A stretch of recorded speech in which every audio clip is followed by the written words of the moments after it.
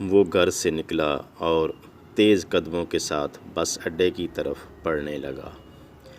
اسے کاروبار کے سلسلے میں کسی دوسرے شہر جانا تھا۔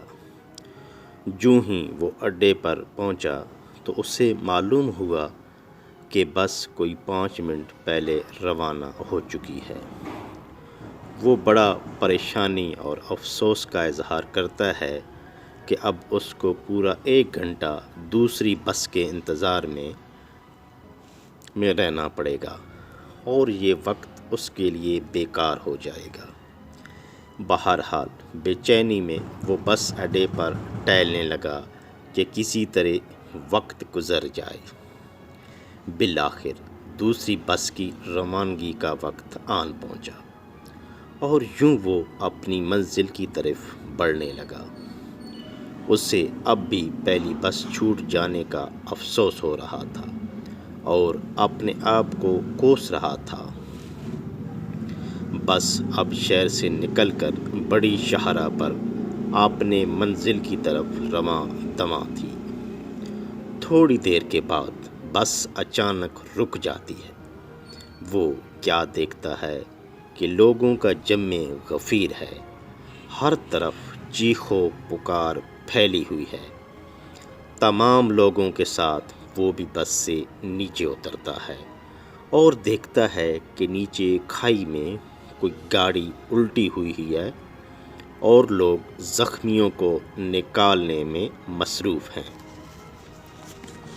وہ بھی خدمت خلق کے جذبے کے تحت باقی لوگوں کے ساتھ نیچے کھائی میں اترتا ہے تاکہ حادثہ کا شکار لوگوں کی مدد کی جائے۔ نیچے پہنچنے پر وہ منظر دیکھ کر اپنے حواس کھونے لگتا ہے۔ بہت ہی دردناک منظر تھا۔ ہر طرف خون پھیلا تھا۔ زخمیوں کی چیخ و پکار سے کھائی میں ایک ہولناکی پھیلی ہوئی تھی۔ بہرحال اس نے ہمت کی، اپنے حواس کو سنبھالا اور زخمیوں کی مدد میں مصروف ہو گیا۔ وہ امدادی کاموں میں بڑھ چڑھ کر حصہ لینے لگا۔ حادثہ ہوئے کوئی گھنٹہ بھر گزر چکا تھا لیکن ابھی بھی بہت سے زخمی وہاں پر موجود تھے کیونکہ بس کھائی میں گری ہوئی تھی اور اوپر سڑک تک آنے کا راستہ بے حد دشوار گزار تھا اور امدادی کام مشکل اور تھکا دینے والا تھا۔ کئی گھنٹوں کے بعد بالآخر وہ تمام زخمیوں کو نکالنے میں کامیاب ہو چکے تھے اور سب زخمی ہسپتال شفٹ ہو چکے تھے۔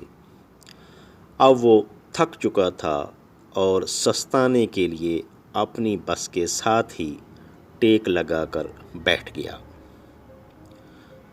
اور نیچے اس گری ہوئی بدقسمت بس کو دیکھ رہا تھا۔ ابھی وہ اپنے خیالوں میں ہی گم تھا کہ اس کے کانوں میں آواز آئی تو وہ چونکا۔ ان کی بس کا ڈرائیور بتا رہا تھا کہ یہ ہماری ہی کمپنی کی گاڑی تھی جو کہ ہماری گاڑی سے پہلے روانہ ہوئی تھی۔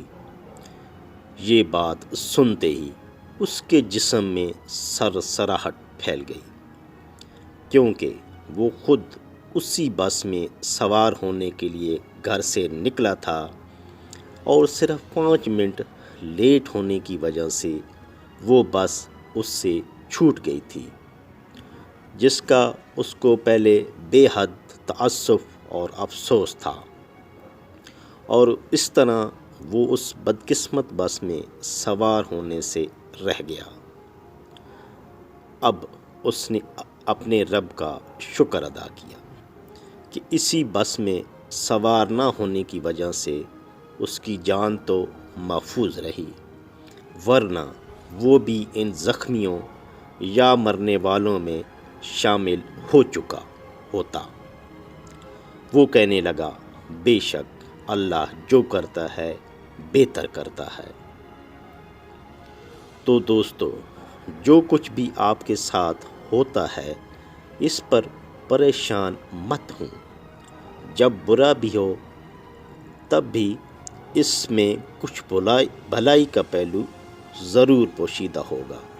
بس اپنا یقین پختہ رکھیں اور اللہ پاک پر بھروسہ رکھیں۔